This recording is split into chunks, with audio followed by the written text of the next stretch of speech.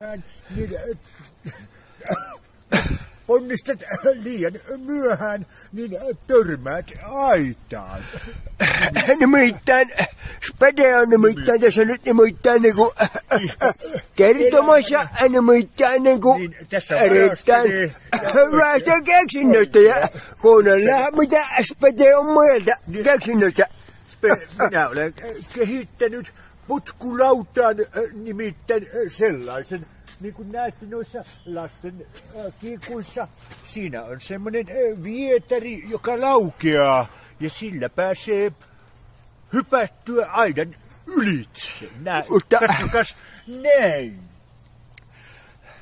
Jos minä ajaisin potkulauttaa, minä voin demonstroida teille. Näin. Ja sitten minä painaisin, laukaisin nappia, niin minä menisin tuon aidan ylitse.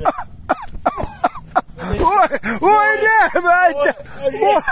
rähmäitä, olen niin sanonut täällä. Mitenkään osannut paremmin sanoa. Hyppäisin kirjaimellisesti tämän aidan yli.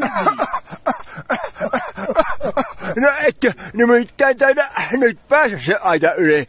Vai pääsittekö? Nythän minä olen kuitenkin jo 150-vuotias Pede Pasanen.